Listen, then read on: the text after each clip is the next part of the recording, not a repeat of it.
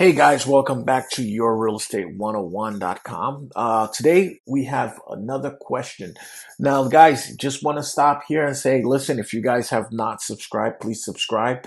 That way you can also turn on notification. That way you can be fresh to get some of these questions and some of my videos. Okay, now let's get into this. Today's question is from Elvis. Elvis writes, "Hey landlords, newbie here. I have one simple questions that could get complex rather quickly. Thinking on becoming a landlord. Do you recommend owning multiple single families houses for rental nowadays? Thanks." Okay, here's my answer to this. Things are very tricky. I know things are very tricky. I know that there's a lot of things going on right now. However, you have to understand one particular thing. Most landlords that are mad today are mad because they knew how it was before. They knew the laws. They know the laws, how things were. They knew how it was easy to evict. They know how it was in some places like New York City, for example, or New York State. Lots of laws have been passed to almost to confine the landlord, to take the power away from the landlord. So the landlords who did it before knows all the rights they lost. But you see, if you're a new landlord, you're in an advantage. Reason is this: you are coming in and you don't know any of these laws. You don't know anything before. All you know is what you're going to learn now. You learn the rules, you learn the new laws, you follow them, and guess what? You would not even know the difference. You would make money like anything else. That's why a lot of times, one of the things that can hold a landlord back is if he's stuck in his old ways, if he's stuck in the way things were. So landlords have to always audit themselves and reinvent themselves always, so that they can always find what the top is, or to keep climbing, or to keep their business in order. Now, another thing I want to point out is this.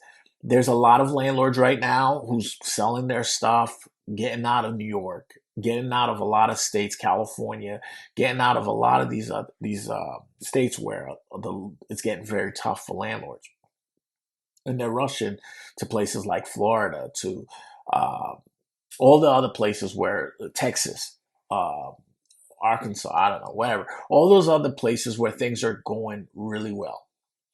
Now, to those, now think about one thing. If all those landlords are leaving, and that means that they're leaving a lot of properties here.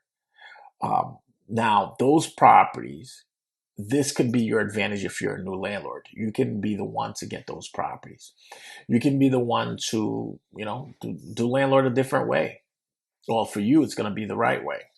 So what I would say is this: the only thing you want to make sure you do is make sure you run your numbers. And now, because there's another question, is what about with the current tenant issues, with uh, are the prices too high, all those kind of questions. Well, what you have to do is run your numbers. Make sure your numbers make sense. Make sure you're going to cash flow. Make sure you're going to have a little extra meat on that bone if something goes wrong. And then from there, you will probably find yourself in a good situation. So, but don't buy anything if you don't cash flow. Don't buy anything thinking like, oh yeah, it's going to go up in 10 years or in 5 years. I would not do that. I would buy something that cash flows.